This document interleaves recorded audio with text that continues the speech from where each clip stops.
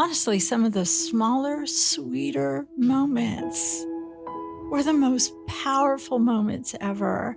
And instead of being so focused on looking perfect or getting to a finish line or making a goal, what if we took time to savor and intentionally enjoy what is right in front of us? Mhm. Welcome to More Than Small Talk. We're Susie Eller, Jennifer Watson. And Holly Girth, writers and real life friends. We're inviting you to go deeper, become freer, and feel more connected. So imagine you have a cup of coffee, a mug of tea, or a green smoothie in your hand. And we're all hanging out in your favorite place together.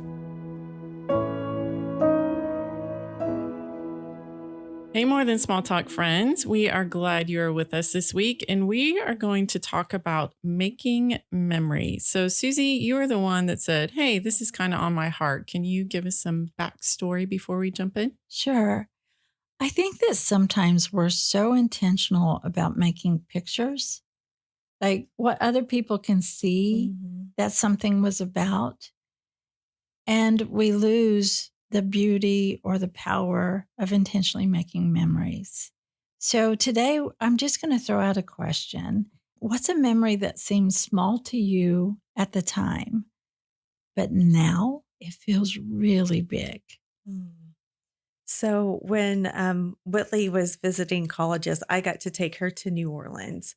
And everything about being from Northwest Arkansas and New Orleans is completely polar opposite. But we were there and we were on the campus and we were going around and looking at everything. We had this moment where I wanted my girls to live next door to me for the rest of their lives.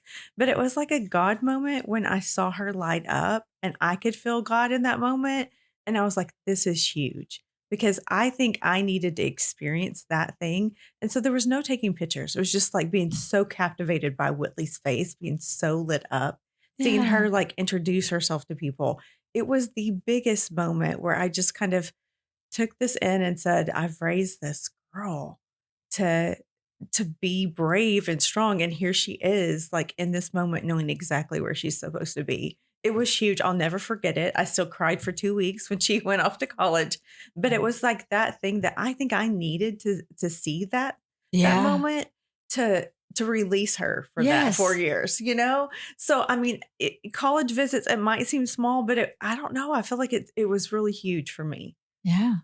Yeah. And my grandpa, when I turned 16, he started taking me out for breakfast dates every time he was in town. I love that story every time I hear it. Yeah. So, yeah. And you think, oh, it's just breakfast. But it wasn't just breakfast. It was someone saying, like, you're worth my time and attention. I want to know you. Like, you're special.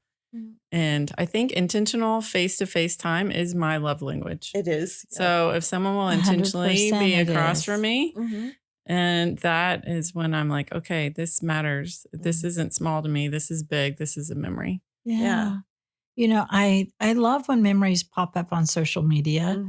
And I, the other day, saw a little video come up and it was of my 50th birthday. And all of a sudden, these littles, all of these littles are around me. And I see them coming up and they're feeding me cupcakes. And one, Luke, keeps coming in for a kiss. And then he'd wipe it off right after. He'd do a big old kiss and then he'd wipe it off. And I may have been 55 at this point. But anyway, I sat there and I thought that moment certainly was special at the time. And we had a lot of fun pictures about it. And that's great. But man, my heart looking at that bond at such a tiny age and how they were trying to bring me things to make me happy because it was my birthday. And I could hear in the background one of the littles going, when are we going to sing happy birthday? And they were like, wait a minute.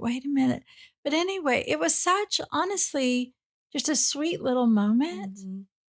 But it's one of my forever moments too. Yeah. Yeah, a beautiful memory. And as we were talking about this, kind of what brought this conversation up is we're living in a world that's very performative right now. Yes. Like, look at this special moment. Look at what I do. Look at how, and I understand that.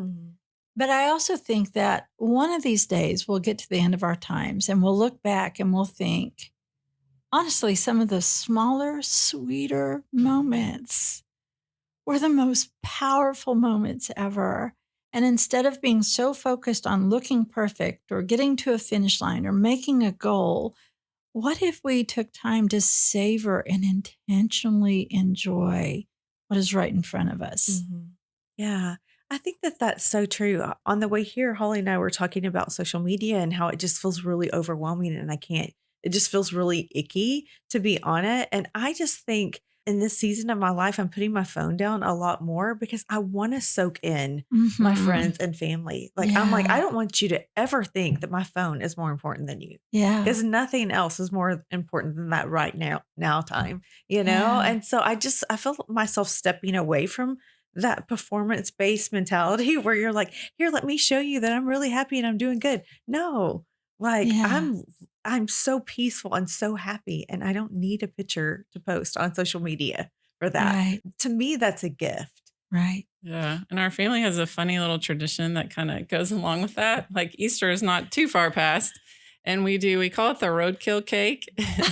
I love it. I remember you talking Yes. about this. So my mom every year would attempt to make a bunny cake with our help, and it would never turn out the way we envisioned. So we as a family started nicknaming it the roadkill cake.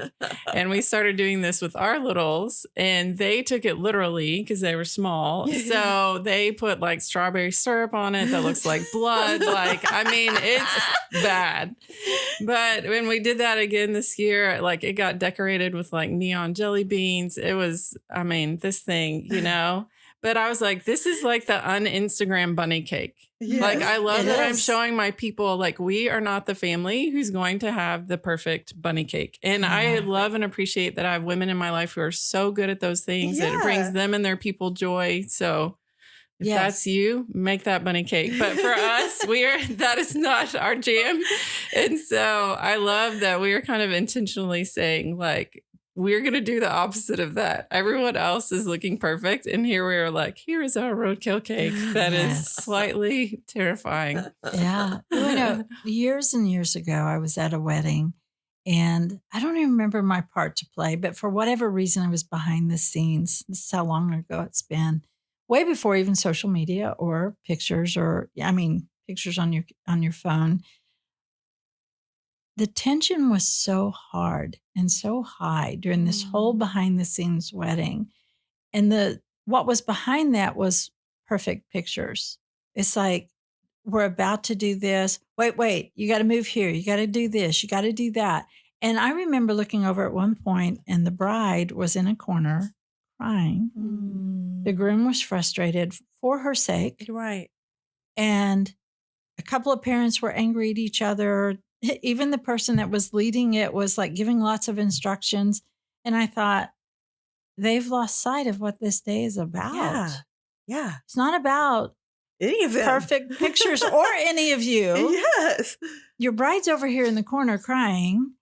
And I went over and just sat by her and I said, what do you need me to do? She said, make them stop. Make them stop. And these are people she loved. Yeah. So what I took away from that was not pointing a finger at them, but looking at my own heart. Mm-hmm.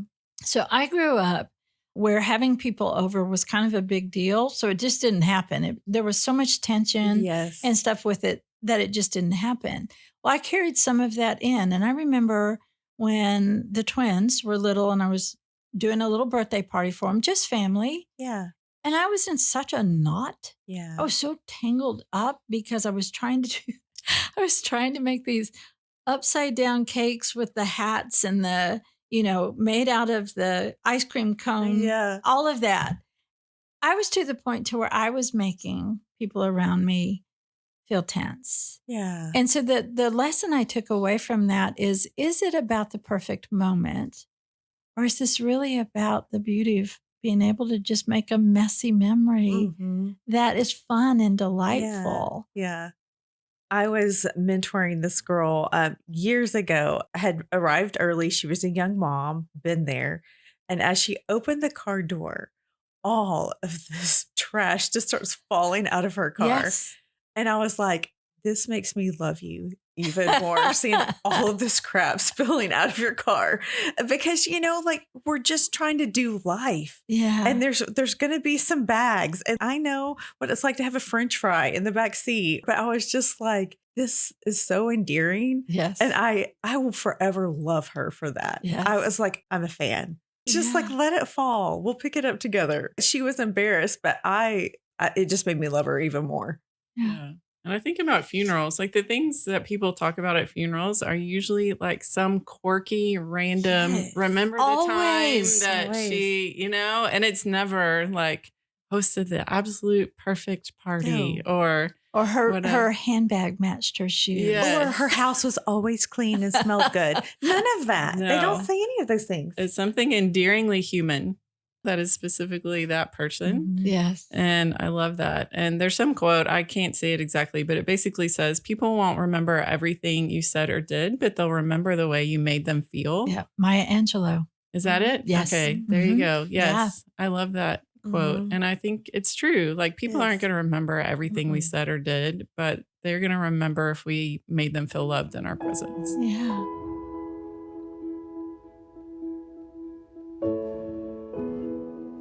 One thing that you can do this summer is to read a good book.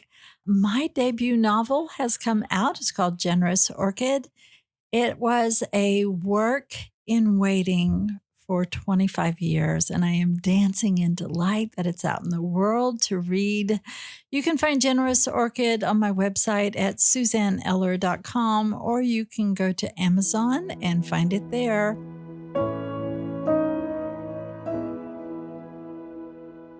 So I think part of this is stopping to look at where you're at right now. Mhm. What is my life right now? I know I have goals. I know there's all these things I want to accomplish. I know but what is in front of you right now? And are you realizing, and this is not to put pressure on you. This is just us just looking Yeah. a little deeper. What is in front of me right now that honestly beautiful memories are being made? Mhm. And how can I lean into that? Right, right. Well, and I think that there's always pressure. So a friend of mine was like saying, "Oh, I want to be married by the time I'm this age." And this younger girl said to her, "How about you say, I want to be really happy by the time I turn 50?" And I was Yeah. like, that has stayed with me. I wasn't even a part of this conversation, Yeah. but like, how about that be? Like to be at peace, happy in my skin, whatever it looks like, whatever shape, whatever stage of life, I want to be peaceful and happy. Yeah. That's my goal. Yeah. And part of the reason we're doing this is because summer is coming. Mm-hmm. And Yes. summer is a memory making season. Yes. And so we were talking about how do we let that happen in a way that brings more joy and not more stress. Yeah. So, what helps y'all when you're thinking about making memories with your people or that summer is coming? I love that you said y'all. Y'all, Y'all. what helps y'all? The Texas came out. So, yes, what helps y'all make memories that are intentional but also low stress? Right. So I'm going to have two of my grandkids this weekend, and they're no longer little. One's a preteen, one is a teen. And I was talking with my daughter on the way here to the studio, and I said, here's some things I was thinking. And she said, Mom, the boys just really love being with you. What do you normally do on the weekend? And I said, oh, I love the farmer's market. There's a marathon running this week. I have a friend running in it. I really want to cheer them on. And then I love trying new places, little foodie places, not expensive, just little foodie places where I can try something new. And she said, if the boys are with you and you're doing what you normally do, they're going to love that. Mm. So, Mom, it doesn't have to be special. Just include them in Yeah. on what you love Yeah. and give them the chance to love it too. And I thought, okay. Because I was thinking, teenager, they're going to need this, they're going to need that. And I know these beautiful kiddos, they're my heart. Mhm. But I was trying to make it special. Yeah. And she's just like, include them in your real life. Mhm. Yeah, I think that I used to have all of these really high expectations and have these moments. And then when you get to that actual event, it's disappointing Yeah. Like I did that a lot in my Yeah. 20s and 30s. I don't do that. Like I'm like, here's some options. We can do this or do nothing. But Yeah. as long as we're together, like that's good. And so I think just holding to your plans loosely and just kind of gauging what do my people want and need, or what do I need today? Like taking the pressure out of it. Here's an invitation. Do you want to do this with me? If not, cool. Like let's find something else. But I think just holding loosely and not having the expectations that I used to do. I just like I'm a lot more chill, and I like this version much better. Yeah. Yeah. And I really like relational rhythms because I feel like it takes the pressure off any one event. Like we do family dinner every Sunday. It's very low key. Sometimes it's pizza, sometimes it's slim chickens. And we Mhm. rotate between Lavelle's house, our house. But no one family dinner is high pressure because we're like, there'll be another one next week, Mhm. Yeah. you know? And over the time, it's like, I like stringing memories like you're kind of stringing beads on a necklace where the kids Yeah. will look back and say, like, every Sunday we had family dinner. And I know that's not possible for everyone because families live spread out and schedules are busy and all of that. That's just something that we found. And I like that. Mark and I also go on a Saturday breakfast date every Saturday. And we've done that probably 20 years. As long as I've known you. Yeah. You've done Yeah. that. So a really long time. And same thing, like there's individual memories. And then I love memories that are like the memory of Saturday morning breakfast dates. Yeah. You know, Sunday family dinners where it's like not one, but a lot strung together. And I know some people are spontaneous and they're like, oh, that sounds stifling to me. I don't want to roll that way with my people. But I really love relational rhythms. But you're kind of recreating what your grandpa did with you. Yes, Yeah. totally. Yeah. And my dad traveled a lot and he would intentionally take us out to dinner and have us try whatever he had when he traveled. So Yeah. Aw, that's I was fun. a kid who ate escargot and alligator and all kinds of things. And I think that too, like, yeah, my dad is taking me out. He wants to be with me and spend time with me. We're doing Mhm. something fun and new together.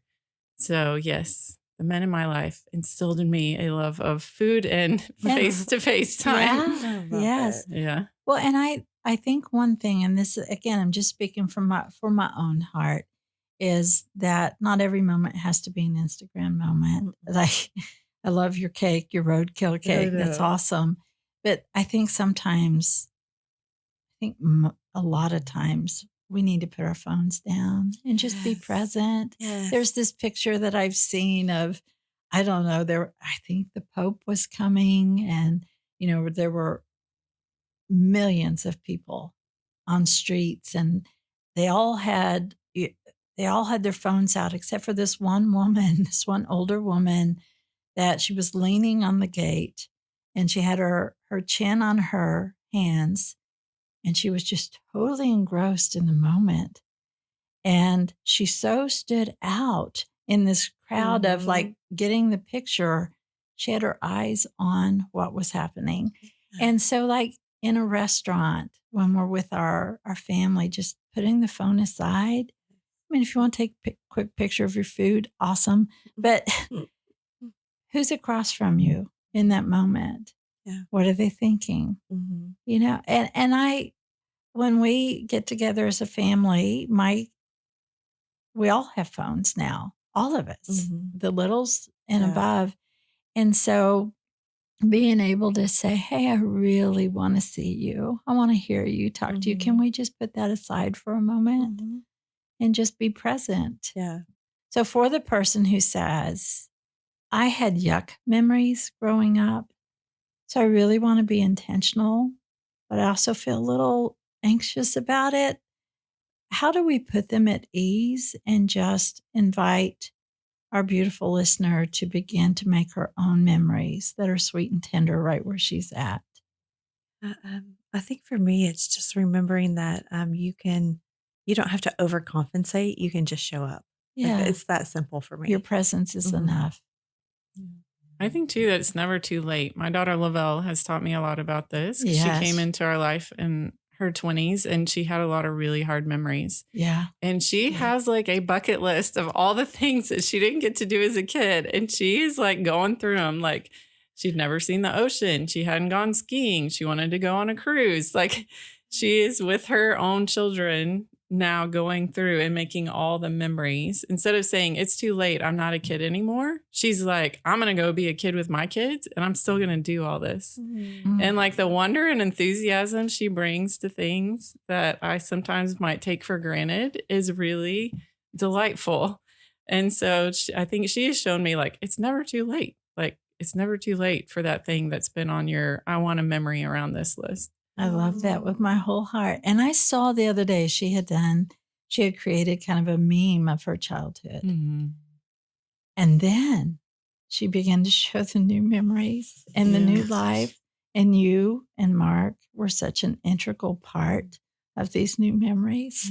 That's really beautiful, Holly. Yeah, she spoke yesterday about that. And I was so proud of her that she's been, really intentional about saying, I'm going to make new memories. Well, and I think that's important too, is that to know that while we may carry in memories that are hard, it never is a hindrance to keep us from making beautiful new memories. I was talking with my niece the other day, and I told her that I said, I think the things that you're doing now, you're doing what you wish someone else could have done for you. Yeah. That's not only going to create memories for your two beautiful girls, but one day their children and one day their children. And I said, Kim, one day, generations down, when nobody even knows who you are, your thumbprint will be on their lives because of what you're doing today. That is so intentional. So there's power in the memories that we get to make, and being intentional, showing up right where you're at, taking the pressure off, and knowing that it's not about a perfect picture, but it's the beautiful opportunity to create a messy memory right where you're at. And that's gorgeous. And that's it for today's episode. Thanks for going deeper, becoming freer, and connecting with us. More Than Small Talk is a part of the KLRC Podcast Network and is produced by Kara Culver.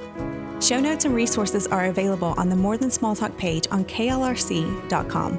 You can also join us in our Facebook group. Subscribe to More Than Small Talk on your favorite app so you won't ever miss an episode.